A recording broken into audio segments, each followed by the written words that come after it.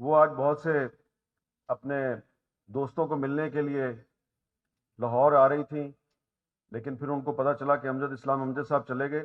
تو اسی طرح میں بھی جب آ رہا تھا تو میرے بھی ذہن میں یہی تھا کہ وہاں، کیونکہ یہ جو لوگ آپ کو سٹیج پہ بیٹھے ہوئے نظر آ رہے ہیں، انہی میں امجد اسلام امجد صاحب نے بھی بیٹھنا تھا۔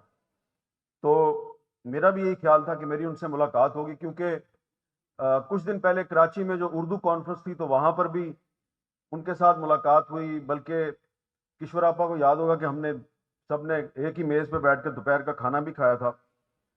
تو میں آپ کو امجد اسلام امجد صاحب کے بارے میں ایک چھوٹی سی بات بتانا چاہ رہا ہوں، کیونکہ کشور نعید صاحبہ نے اور افتخار عارف صاحب نے تو ان کی جو ادبی خدمات کے بارے میں آپ کو بتایا نا، لیکن ایک ان کی بطور ایک انسان، ہم میں بہت سی خامیاں ہوتی ہیں، لیکن ہم خطا کا پتلا ہے انسان، لیکن کوئی ایک ایسی خوبی ہوتی ہے کہ وہ آپ کا دل چاہتا ہے کہ یہ خوبی مجھ میں بھی پیدا ہو جائے۔ تو میں آپ کو ان کی ایک ایسی خوبی بتاؤں گا کہ جو ہم سب کو اپنے آپ میں پیدا کرنی چاہیے۔ جیسا کہ افتخار عارف صاحب نے آپ کو بتایا کہ امجد صاحب جو ہیں وہ ابھی کچھ دن پہلے ہی عمرے کے لیے گئے تھے، تو ان کا جو آخری کالم شائع ہوا ہے 5 دن پہلے، اس میں انہوں نے، اس کا عنوان ہے مکہ اور مدینہ کا سفر۔ تو اس میں انہوں نے یہ لکھا ہے کہ جب وہ خانہ کعبہ کے سامنے بیٹھے ہوئے تھے اور ویل چیئر پہ تھے، تو انہوں نے بہت سی دعائیں مانگی۔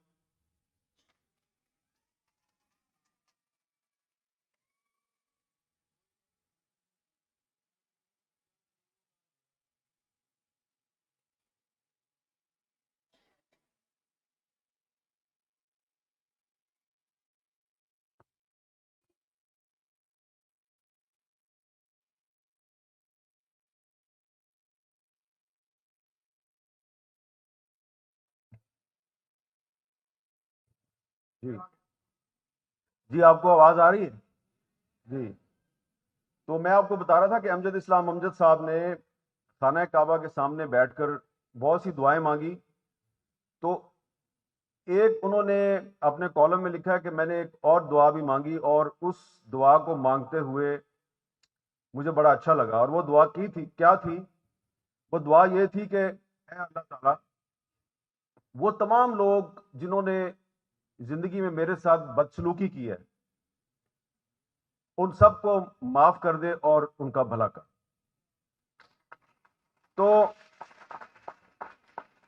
یہ جو ہے نا بات، یہ میں آپ کو ان کی بتانا چاہتا ہوں کہ انہوں نے اپنی موت سے چند دن پہلے اللہ تعالیٰ کے گھر میں بیٹھ کر ان سب لوگوں کو معاف کیا جنہوں نے ان کے ساتھ بدسلوکی کی تھی، اور ان کے لیے خیر کی دعا کی۔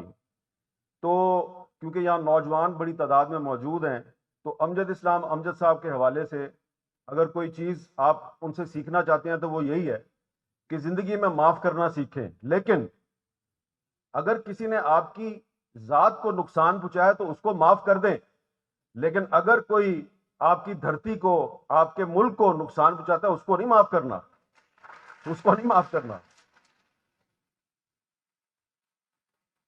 میں احمد شاہ صاحب کو اور ان کی ٹیم کو بڑی مبارکباد پیش کرتا ہوں کہ انہوں نے شہر لاہور میں یہ ادب کا میلہ سجایا، اور جیسا کہ وہ آپ کو بتا رہے تھے کہ وہ کہہ رہے تھے میں سندھ کا بیٹا ہوں، میں کراچی سے آیا ہوں۔ بڑی اچھی بات ہے، کراچی کے لوگ، سندھ کے لوگ ادھر آئے اور پاکستان کی سب ثقافتوں کو اکٹھا کر کے ایک خوبصورت گلدستہ آپ کے سامنے پیش کر رہے ہیں۔ لیکن میرے پاس ایک سیکرٹ ہے ان کے بارے میں۔ ہوں تو میں ذات کا صحافی نا، تو شرارت سے باز تو نہیں آؤں گا۔ یہ سندھ کے بیٹے ضرور ہیں، لیکن ان کا گاؤں جو ہے وہ خیبر پختونخوا میں ہے۔ تو یہ گاؤں ان کا خیبر پختونخوا میں ہے، اپنا لیا انہوں نے سندھ کو، اور دل اپنا لاہور کو دینے آئے ہیں۔ تو انہوں نے اپنی اپنی ذات میں 3 صوبوں کو اکٹھا کر لیا ہے، اور سٹیج پہ بھی ماشاءاللہ کافی بڑے بڑے لوگ اکٹھے کر لیے ہیں. صرف ایک میری چھوٹی سی گزارش ہے, اگر آپ برا نہ منائیں, کہ یہ جو سٹیج ہے نا, اس پر سندھ بھی نظر آ رہا ہے, پنجاب بھی نظر آ رہا ہے, بلوچستان نظر نہیں آ رہا. البتہ ایک لاہوری بلوچ بیٹھا ہوا ہے کامران لاچاری صاحب کی صورت میں. تو یہ بات میں نے اس لیے کی ہے کہ جب ہم بلوچستان جاتے ہیں یا بلوچستان کے لوگ ہمیں ملتے ہیں تو یہ لاہور والوں کو پتہ ہونا چاہیے, کیونکہ ہم لاہور میں بیٹھے ہیں, آپ کو پتہ ہونا چاہیے کہ آپ کے بارے میں کون کیا سوچتا ہے. یہ آپ کو جب تک آپ وہاں نہیں جائیں گے آپ کو پتہ نہیں چلے گا, کیونکہ میڈیا پہ تو آپ کو نہیں پتہ چلے گا. میڈیا جو ہے اس پہ اتنی آزادی نہیں ہے جتنی آپ سمجھتے ہیں. ایک غیر اعلانیہ سینسرشپ چل رہی ہے پاکستان میں. اور آپ نے کبھی سنا ہے کہ ملتان کی سائڈ پہ لوگ ایک بات کہتے ہیں, اساں قیدی تخت لاہور دے؟ سنا ہے کبھی؟ نہیں سنا. تو آپ کے صوبہ پنجاب کے اندر بھی جو لوگ ہیں وہ کبھی لاہور والوں سے شکوے کے لیے یہ لفظ استعمال کرتے ہیں, اساں قیدی تخت لاہور دے. حالانکہ لاہور میں زیادہ تر جو لوگ ہیں وہ اسی قسم کے مسائل کا شکار ہیں جس طرح کے مسائل پشاور میں ہیں, کراچی میں ہیں, ملتان میں ہیں, کوئٹہ میں ہیں. لیکن ایک بالادست طبقہ ہے, وہ بالادست طبقہ جو ہے اس کو آپ ظالم کہتے ہیں. اس کی نہ کوئی ذات ہے, اس کا نہ کوئی صوبہ ہے, وہ صرف ایک طبقہ ہے. تو یہ جو احمد شاہ صاحب آپ کو کہہ رہے تھے نا کہ انہوں نے کوشش کیا کہ یہ 3 دن جو ہے لوگ بغیر ٹکٹ کے آئیں, اور وہ لوگ زیادہ آئیں جو ٹکٹ خریدنے کی کیپیسٹی نہیں رکھتے, سکت نہیں رکھتے. تو یہ بڑی اچھی بات ہے. لیکن احمد شاہ صاحب سے گزارش ہے کہ اگلی دفعہ جب وہ لاہور میں ایسا میلہ سجائیں تو جس طرح وہ کراچی میں بلوچستان والوں کو بلاتے ہیں تو لاہور میں بھی آپ بلوچستان والوں کو بلائیں. اور یہ جو لاہور کے نوجوان ہیں ان کا آپ بلوچستان کے نوجوانوں کے ساتھ ان کا ڈائلاگ کروائیں. خیبر پختونخوا کے جو لوگ ہیں بارڈر ایریاز کے, جو پشاور تک نہیں آ سکتے, ان کو اگر آپ یہاں بلا سکتے ہیں ان کو بلائیں. اس لیے میں یہ بات کر رہا ہوں کہ لاہور کو پاکستان کا دل کہا جاتا ہے. تو جو دل ہوتا ہے نا, اس میں جسم کے سب اعضاء میں کوئی بھی درد ہو تو وہ دل کو محسوس ہوتا ہے. لیکن پاکستان جو ہے اس کے جسم کے کچھ اعضاء جو ہیں ان کا یہ خیال ہے کہ اہل لاہور جو ہیں وہ ان کا درد محسوس نہیں کرتے. تو شاہ صاحب آپ کو وہ درد محسوس کرانا ہے, لاہور والوں نے وہ درد محسوس کرنا ہے, اور آپس میں مل بیٹھ کے بات چیت کے ذریعے درد کا علاج بھی دریافت کرنا ہے. اور آخر میں صرف یہ کہوں گا کہ یہاں پر آ کے میرے سامنے جو بہت سے روشن چہرے اور چمکتی آنکھیں نظر آ رہی ہیں, تو اس سے مجھے ایک امید پیدا ہوئی ہے کہ پاکستان کے نوجوان جو ہیں کتنے بھی مشکل حالات ہوں ان کے حوصلے بلند رہتے ہیں.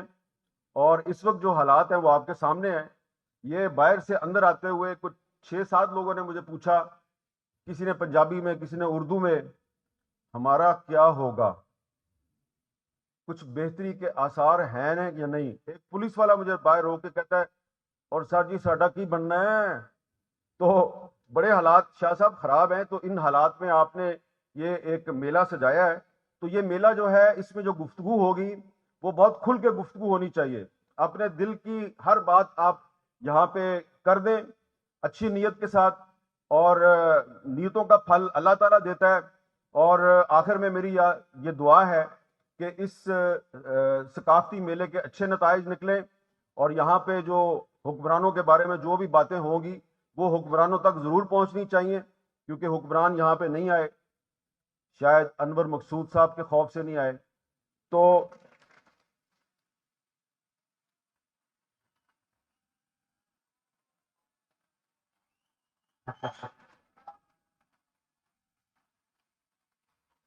میں نے انور مقصود صاحب کا ذکر کیا, مولا جٹ کا ذکر تو نہیں کیا.